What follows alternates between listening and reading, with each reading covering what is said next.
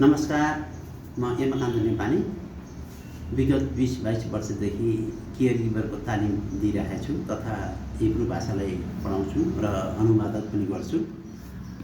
मैले खास चाहिँ के सन्देश दिन खोजेको भने आज यदि तपाईहरु चाहिँ विदेश जानै चाहनुहुन्छ, सकेसम्म त नजाऊँ भन्ने मेरो अभियान हो। जानै चाहनुहुन्छ भने इजरायलको लागि चाहिँ वैदेशिक रोजगारको लागि राम्रो गन्तव्य मैले इजरायललाई मान्दैछु आजभोलि।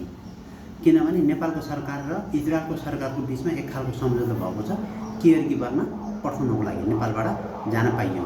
+2 पास गरेको हुनु पर्यो र अप्लाई गर्दाखेरि 25 वर्षको उमेर हुनु पर्यो र 44 सम्मको मान्छे जान पायो है। क्राइटेरिया पूरा गरेर जानु पर्यो। त्यसको लागि के काममा जान सकिन्छ, कसरी जान सकिन्छ, तरिका के हो हैन, एक्जामको प्रोसेसहरु के हुन् र त्यसमा के रे हामी चाहिँ कुन कुन क्राइटेरियाहरु पूरा गर्नुपर्छ, उसको हाइट, उसको वेट हैन, पढाइ लेखाइ, उसको काम गर्न सक्ने शैली, क्षमता, कम्युनिकेसन सबै चाहिन्छ हैन। त्यति धेरै चाहिँ तपाईको मान्छेहरु अप्लाई चाहिँ गर्छन् तर चाहिँ थाहा नपाइकि त डकुमेन्ट चाहिँ यताउताबाट बनाएर पनि गरेका हुन्छन् र पछि चाहिँ ठगिन्छन्, फालिन्छन् हैन।